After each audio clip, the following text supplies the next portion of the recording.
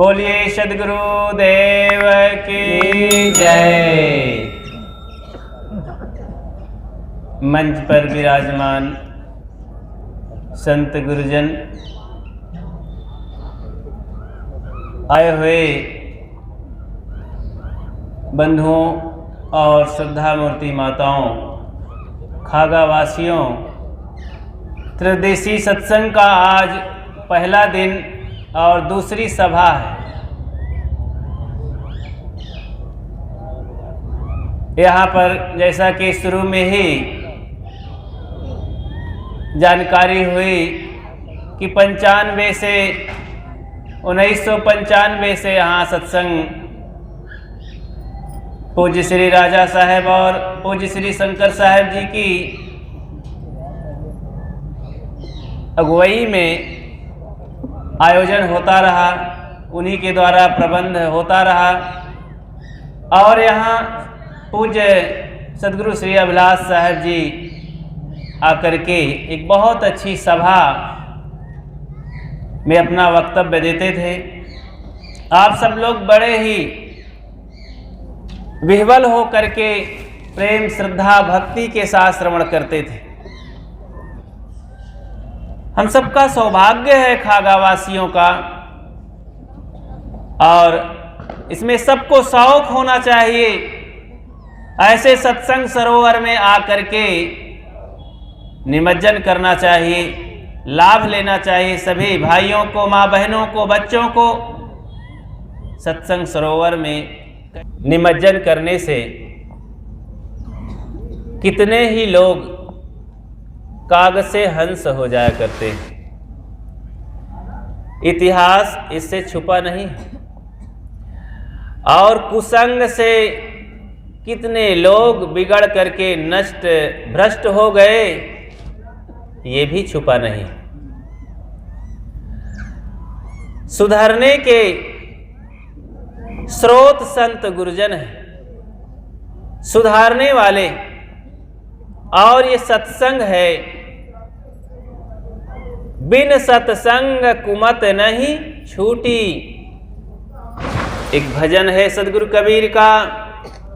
बिन सत्संग कुमत नहीं छूटी, चाहे पूजो देवी चाहे पूजो देवता, ये ठगनी सब देश को लूटी।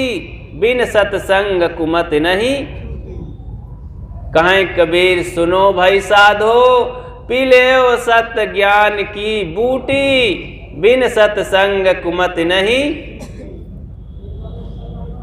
तो देखो ये सब जीवन के कितने सुंदर छोटे छोटे फार्मूले हैं, नुक्से हैं।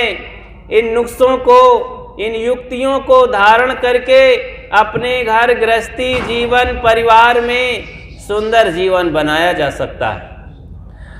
विद्यार्थियों को क्लास में कुछ नमूने और कुछ सवाल हल करने के क्या बताए जाते हैं?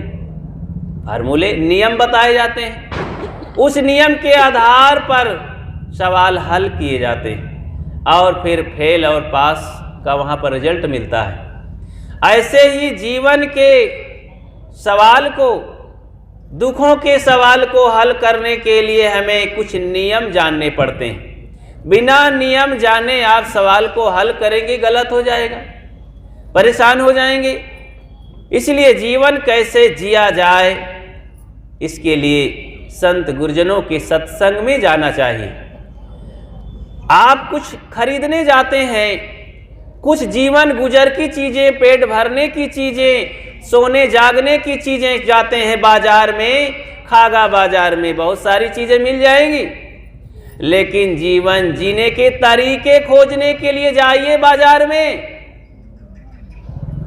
और दुकानदारों से कहिए जरा कुछ दीजिए ना सेठ जी, क्रोध घटाने की दवा दे दीजिए, और मोह नष्ट करने की इंजेक्शन लगा दीजिए। तो डॉक्टर कहे दिमाग खराब हो गया क्या? यहाँ आया है। और सत्संग में आइए, प्रश्न करिए इन संतों से, इन डॉक्टरों से, तो बहुत खुश होंगे कि आइए आइए। बिना कोई नस नाड़ी देखे टटोले ही उत्तर देना चालू कर देंगे और आपको उत्तर मिल जाएगा, आपको नियम मालूम हो जाएगा, आप घर में जाइए। लेकिन आप तो स्वतंत्र जीना चाहते ना, किसी के पास हम नहीं जाएंगे। आप क्यों? आपका स्वाभिमान आपको धक्का दे रहा है, उधर मत जाइए। आप ज्यादा पढ़े लिखे हैं, आपका स्वाभिमान रोक रहा है, आप अमुक जाति के हैं, बड़ी जाति के हैं, धनवान आदमी है, उधर मत जाइए, किसी से कम नहीं है। ये अहंकार, ये जो है अभिमान हमको सत्संग में नहीं जाने देता, संतों के पास नहीं आने देता, और ऐसे ऐसे नियम कानून नहीं जाने देता है। वो कहता है क्या ये मोटे मोटे भागवत ग्रंथ तमाम शास्त्रों से बढ़कर के है क्या? हमारा धर्म ये कहता है, हमारा धर्म ये कहता है। इस तरह के झगड़े में, कुहासे में, अंधाधुंध में लोग सही नियम तक पहुंच नहीं पाते, स्वतंत्र रहना चाहते, किसी के पास नहीं जाएंगे। और जो किसी के पास नहीं जाता, मनमानी स्वतंत्र रहता है, तो जानते हो उसको क्या हाल होती है? ऐसे मुझे याद आती है, ये बंदर याद दिलाते हैं, ये भी बिना सीटे के बैठे हैं सब लोग और हल्ला गुल्ला कर रहे हैं। इनके लिए भी एक डंडा लेकर के रक्षक होगा दो चार, तब ये ठीक सुनने देंगे। कलंदर दो चार बंदरों को नचाने के लिए पकड़ रखा था और चला जा रहा था कहीं।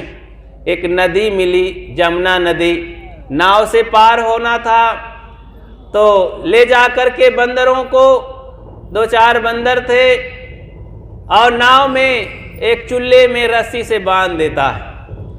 उतर करके, अब नाव तो पानी में खड़ी थी, अब बंदर पानी में कूद नहीं रहे थे, चुपचाप नाव में बैठे थे, रस्सी से बंधे थे। और कलंदर उतर करके आया और होटल पर चाय पानी करने लगा, क्योंकि वहीं मल्लाह भी बैठा था।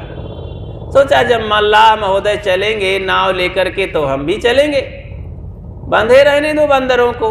बंदर देखते हैं कि दरिया में एक नाव बही चली जा रही है तैरती हुई, और वहां पर कोई नहीं है, और कुछ लोग बैठे हैं। सोचने लगे कि हमारी नाव भी इसी तरह होती, तैरती, कितना मजा आता। ये नाव चली जा रही बीच धारा में, और ये कलंदर आएगा तो हमको बांध के रखेगा, आनंद नहीं लेने देगा। चलो ना नाव को चलाते हैं।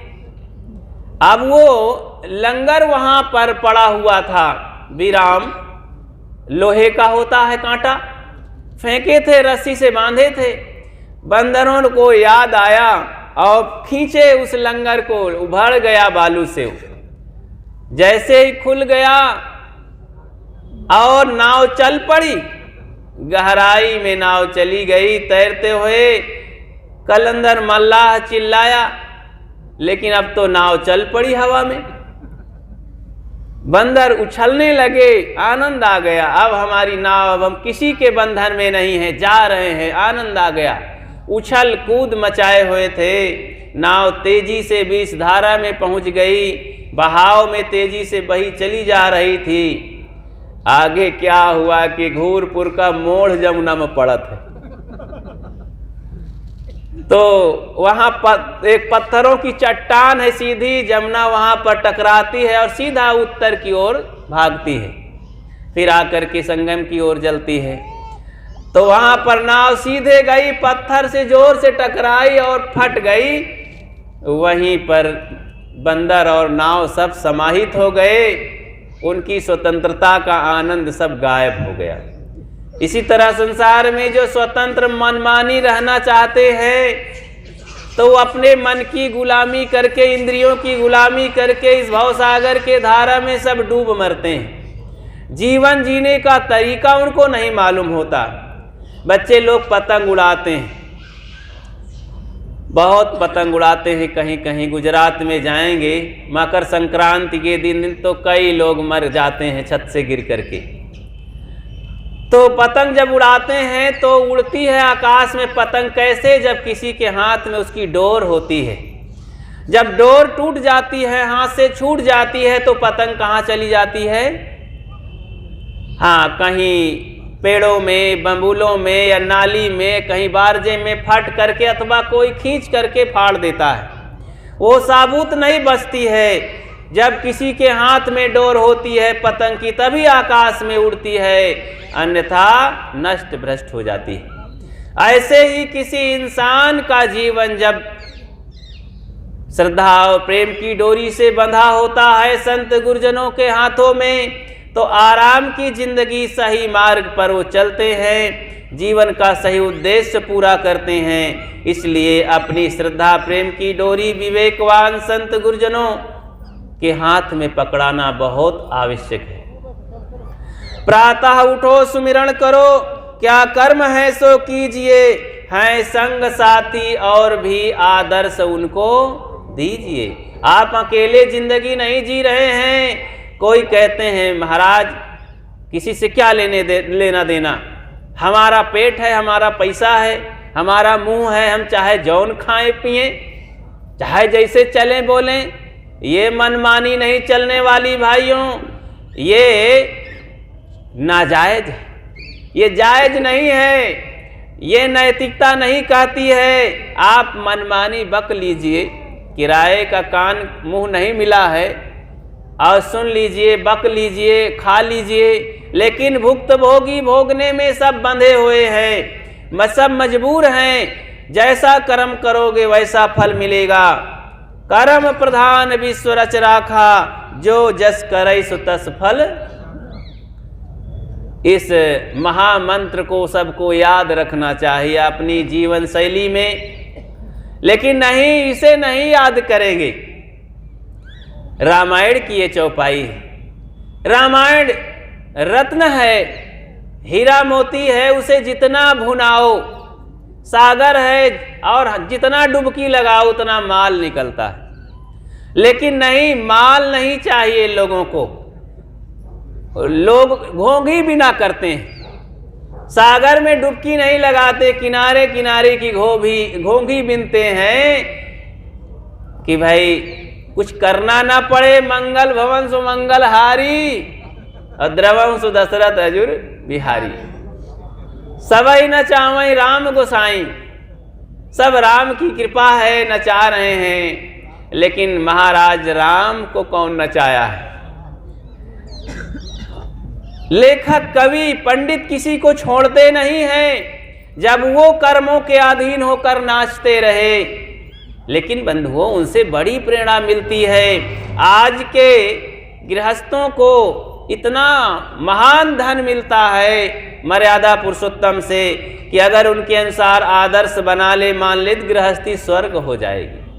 भाई भाइयों में इतना प्रेम हो जाएगा, माता पिता की आज्ञा मान करके उनका जीवन सुधर जाएगा, और माता पिता का जीवन भी बढ़िया हो जाएगा। उनके माता पिता भले न सुख पाए हों, लेकिन आपके माता पिता बहुत सुख पाएंगे अगर उस बात को मान लें तो। लेकिन आप सोचते होंगे कि जब उनके माता पिता सुख नहीं पाए तो हम लोग क्या पाएंगे? नहीं, अगर मर्यादा पुरुषोत्तम की तरह आपके बच्चे जीवन बना ले, प्रेरणा ले लें, तो आपके माता पिता बहुत बढ़िया हो जाएंगे और उनका जीवन सफल हो जाएगा। उनके जीवन में आप सदगुरु अभिलाष साहेब जी की लिखा हुआ मानस मणि ग्रंथ है, सभी पात्रों से लिया हुआ सार है।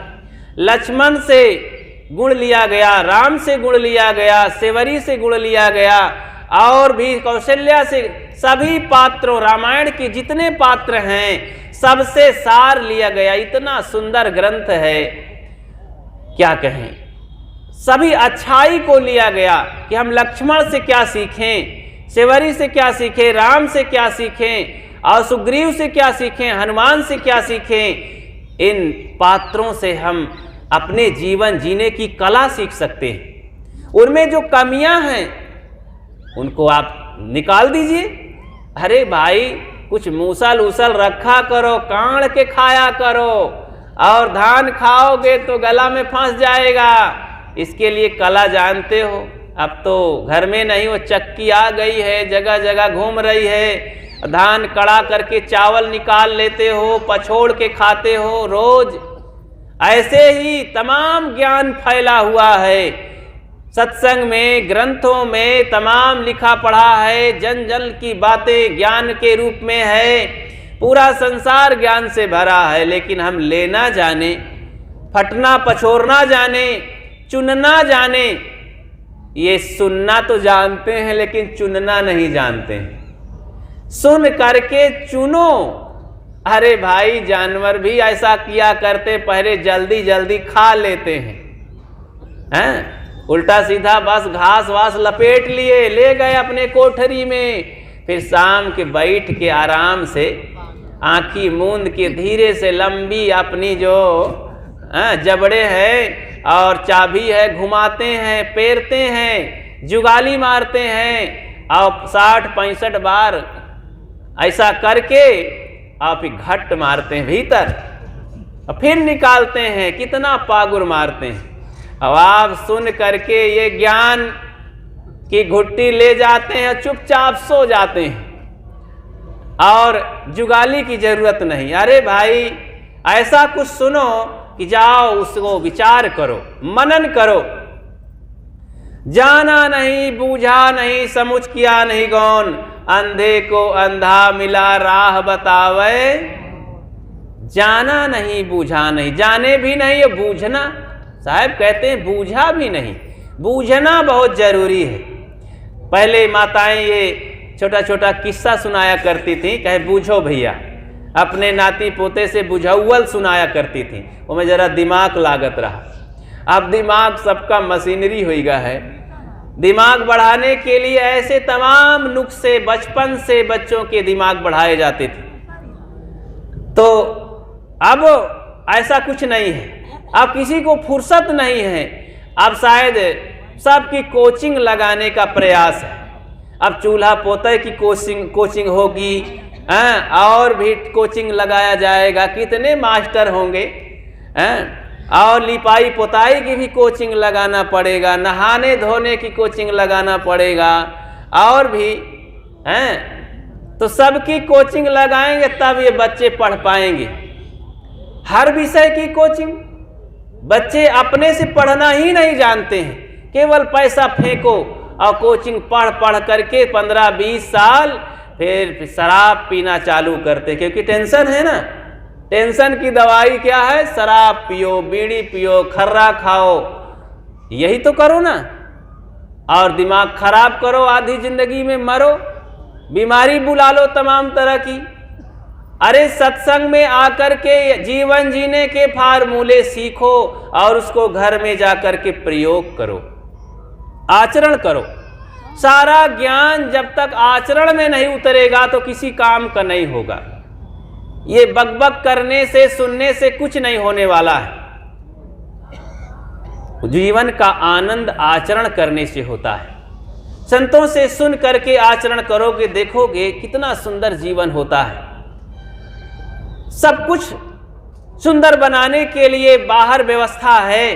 शरीर को सुंदर बनाना है, घर को सुंदर बनाना है, ड्राइंग रूम को सुंदर बनाना, सजाना है। लेकिन जीवन को सुंदर बनाने के लिए संतों का सत्संग है। ये ब्यूटी पार्लर है, यहाँ पर आओ तो सुंदर जीवन बनेगा। लेकिन यहाँ भी जाकर के और इसमें का बना हुआ जीवन सुंदर फिर जल्दी से गंदा नहीं होता, बिगड़ता नहीं है। बाहर बनावटी सुंदरता लाएंगे तो जैसे सो जाएंगे बिस्तर पर सब बिगड़ जाएगा, सब बेकार हो जाएगा, सब बाल खाल सब इधर उधर हो जाएगा। तो और सत्संग का सुधरा हुआ आदमी पूरा जिंदगी सुधर करके अपने परलोक में भी छलांग लगाता है।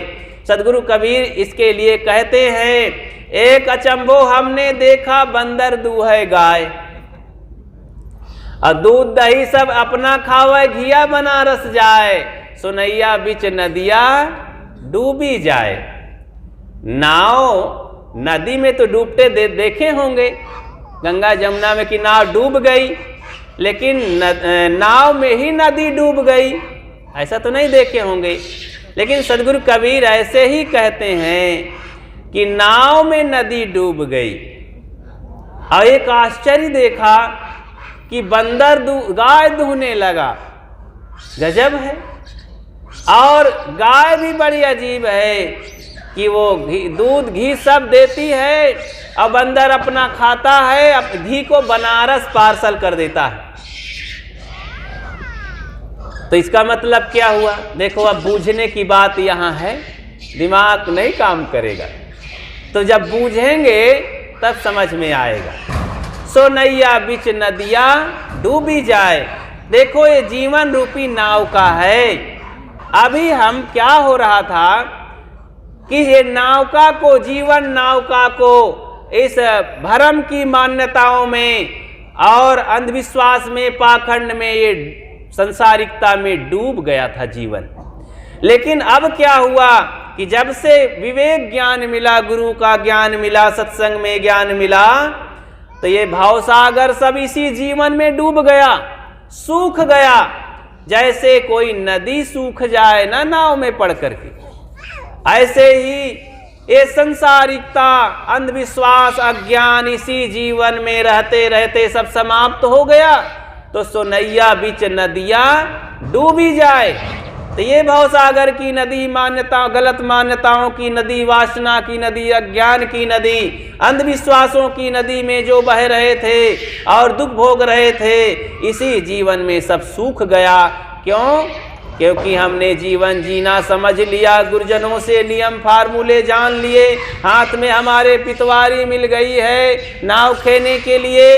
अब नाव डूबने वाली नहीं है। और एक आश्चर्य है कि बंदर गाय दूहने लगा। बंदर क्या है? ये मन रूपी बंदर। देखो, ये बंदर कितना चंचल है, इससे भी ज्यादा हमारा मन चंचल है। ये मन रूपी बंदर इतना चंचल है कि सदैव दुख देता रहा, सारा कुकर्म करता रहा, सारे दुर्गुण इतनी अपनी चंचलता के कारण ही बीड़ी, पान, तंबाकू, गांजा, धतूर, अंडा, मांस, मछली और नाना प्रकार से ये चंचलता से जूझ रहा है, दुख पा रहा है। सारा सत्संग, सारा ग्रंथ, सारी मान्यता, सारा ज्ञान विज्ञान मन को सुधारने के लिए है। यही तो मन नहीं सुधर रहा है। कितनी मेहनत की बात है। ई मन चंचल, ई मन चोर, ई मन शुद्ध ठगहार, मन मन करते सुर नर मुनि जहड़े। मन के लक्ष्य बड़े बड़े ऋषि मुनीषी मन को पकड़ने के लिए बड़े बड़े रास्ते बनाते हैं, लेकिन ये तोड़ के निकल जाता है। जब गुरु ज्ञान आता है, विवेक जागृत होता है, तब ये मन अपने आप क्या करता है? गाय दूहने लगता है। ये मन क्या करता है? सात्विक हो जाता है।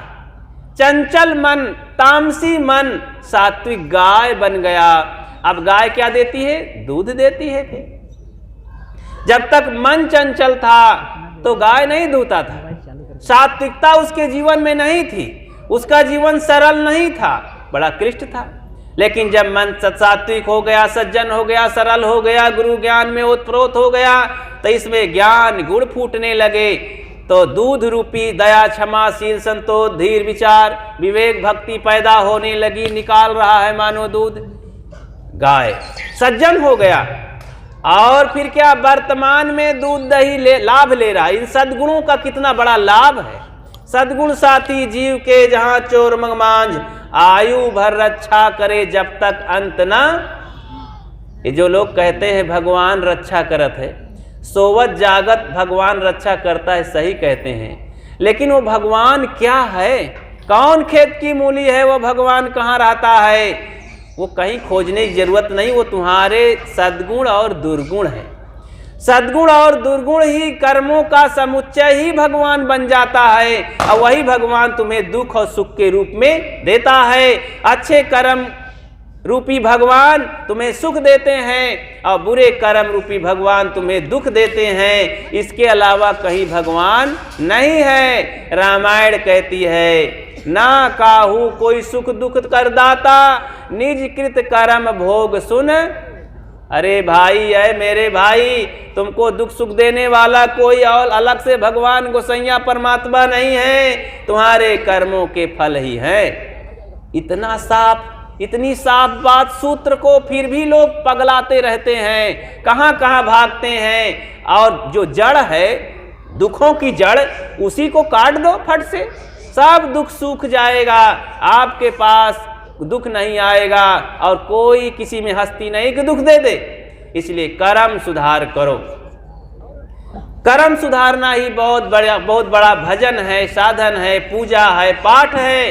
कर्मों को नहीं सुधारोगे तो दुनिया में पूजा करावे, लड्डू पेड़ा चढ़ावे, सारे देवी देवता मनावे, सारी मेहनत बेकार चली जाएगी। भाई नाराज तो नहीं होते हैं? नाराज मत होइएगा और बूझिएगा, विचार करिएगा, तभी समस्या का समाधान होगा।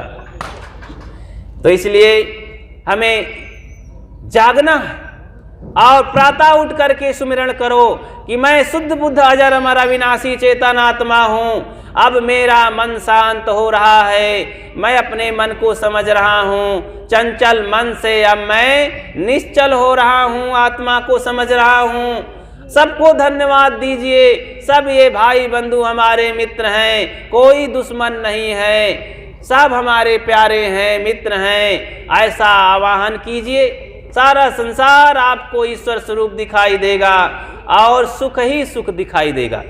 लेकिन नहीं, हम तो यहाँ पर देखते हैं सब दुश्मन है, सब अज्ञानी है, मूर्ख हैं, हम ही बढ़िया हैं।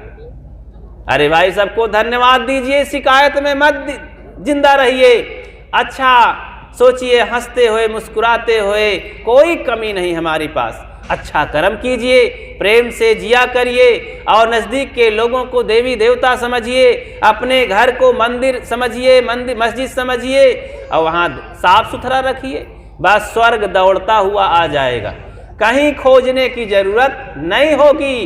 तो बंदर दूहे गाय और दूध दही, उसका लाभ वर्तमान में सब पा ही रहे हैं। ये सारे भक्त सज्जन सद्गुणी सदाचारी वर्तमान में अपने गुणों का लाभ पाते हैं। और फिर क्या होता है, घिया बनारस जाए, उसमें की और कमाई अंतःकरण में सब इकट्ठा होती है, घी के रूप में, सार रूप में, वो बनारस जाती है पार्सल। हुआ के पंडा खाए खाए खूब मोटाते।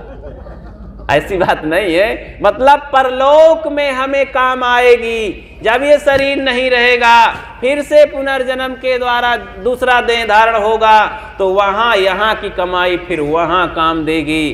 घिया बनारस जाए, कितना लंबा प्रोसेस है। यहाँ कमाओगे तो वहाँ तक चला जाएगा। इसीलिए अभी से काम बनाओ, तैयारी करो। वर्तमान में काम करोगे तो भविष्य सुधर जाता है। ये मत सोचना कि केवल यहीं तक रहता है। इसलिए सदैव ध्यान देना है। और बाएं दाएं ये देवता लगे हैं, सब छपाई कर रहे हैं हमारे कर्मों को। होश में जीना है भाई, नहीं सब गड़बड़ हो जाएगा। इसलिए एक एक बात सोच विचार करके एक एक कर्म करने होंगे, तो अपने लिए और समाज के लिए हम एक प्रेरणा स्रोत बनेंगे, आदर्शवान बनेंगे, खुशियों की ज़िंदगी जिएंगे और दूसरों के लिए भी प्रेरणा देंगे। मैं अपनी बात को ही विराम देता हूँ। सभी संतों गुरुजनों को और आप सबको साहिब बंदगी करते हुए अपनी बात को समाप्त करता हूँ। बोलिए सदगुरु कबीर साहिब की।